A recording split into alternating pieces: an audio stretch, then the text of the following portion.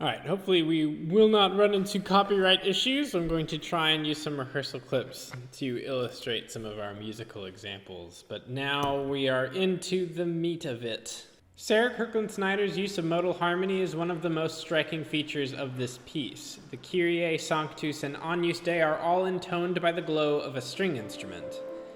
This gives your ear a center of gravity and is also ominous and spooky.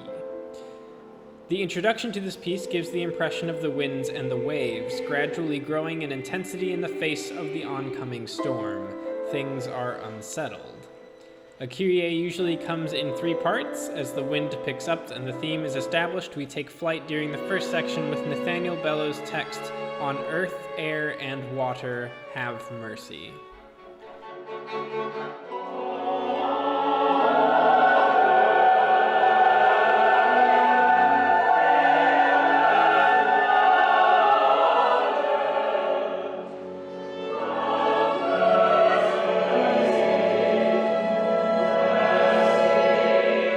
A desperate plea gives way to the second part. A rhythmic, determined texture accompanies a new descant.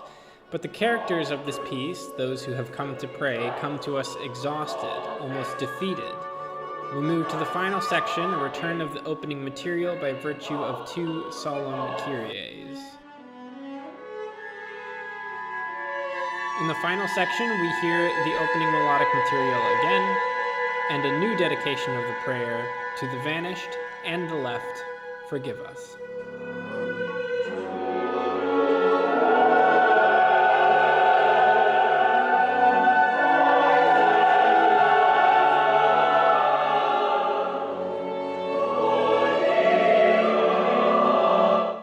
I feel we often associate Gloria movements with bombacity, but Snyder's approach is warm and affectionate. The harp gently intones the sopranos, who give us a plain chant-inspired melody. This movement will only use the traditional Latin text. Now, in the middle section, we orient our pitch collection over a tritone, once banned by the church due to its association with the devil, but also because it was a difficult interval to sing. The choir continues, and if we removed the harmonic context of the orchestra, we'd get these really lovely major-sounding sonorities.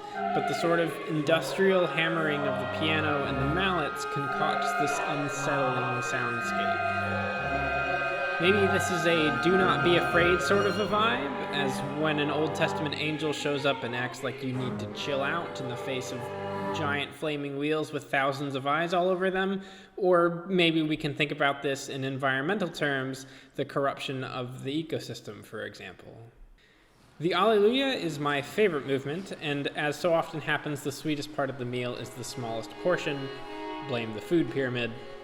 We re-establish some wavy gestures in the strings, clustered together very closely, and then the basses get this super sweet, foreboding entrance.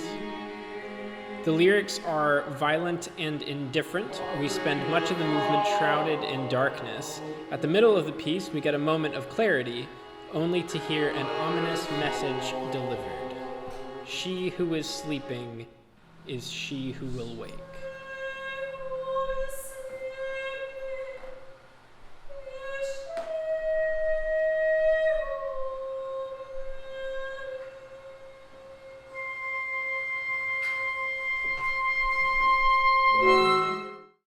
The credo really reveals the cyclic nature of Snyder's writing. She's picked a 5-note ground from composer Caroline Shaw. A ground is a phrase we're going to repeat over and over and over again until the end of the piece.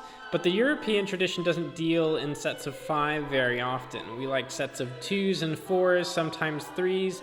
5 is uneven, it's almost incomplete, and so here the primary beat of the theme is continually displaced, contributing to this feeling of orbiting or rotating.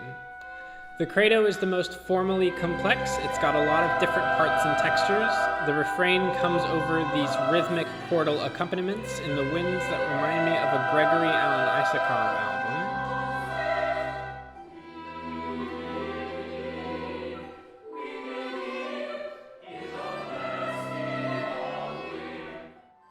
We pass through a declamatory section where the bassoon, cello, and bass unite to create these fiery and angsty outbursts.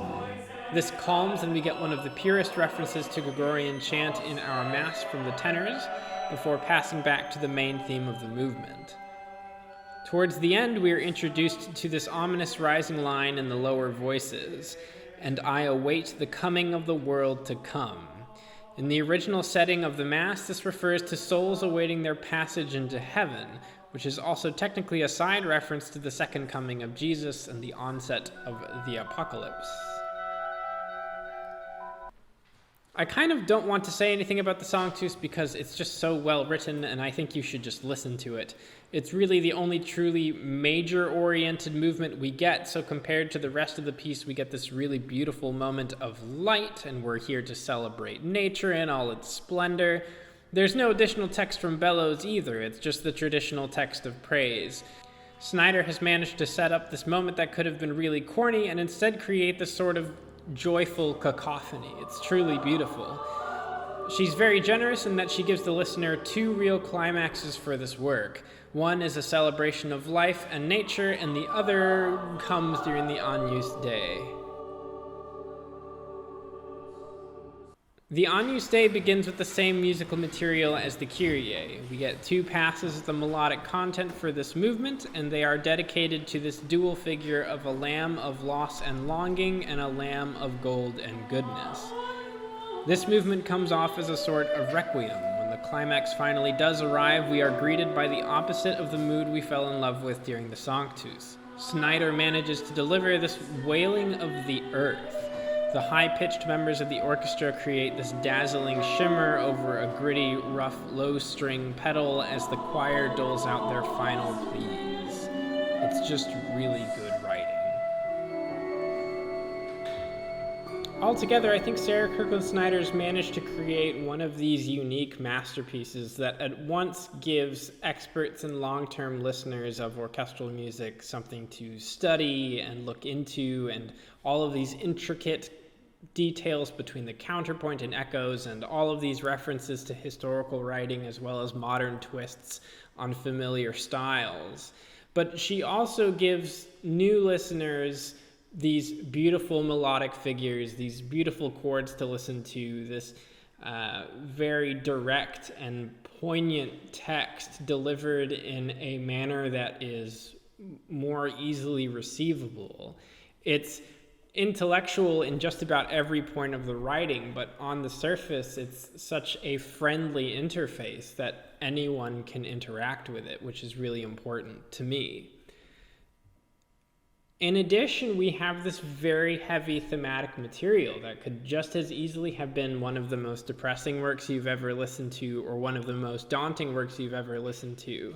But she's also managed to craft these beautifully nuanced sections where we are also celebrating or renewing our commitments to a struggle that is very difficult and requires a lot of endurance. There is a lot to love about this piece, especially with the added window in from Deborah Johnson's very beautiful and extraordinarily well thought out visual component. There are so many pathways to interact with this piece, and I think that it's one of the most welcoming works that has been produced over the course of the last few years. And the fact that this came out during the pandemic is even more special to me. On behalf of Capella Clausura and the Shift Orchestra Project, we thank you for your support of this project. It's been such a joy to work on all of this material from Ayana Woods, from Sarah Kirkland Snyder, and from Sven David Sandstrom from the very first downbeat of our very first rehearsal. The music has been so special, the production has been challenging but also unique, and the experience is sure to be memorable. So we hope we can see you there on Sunday, and thank you for watching.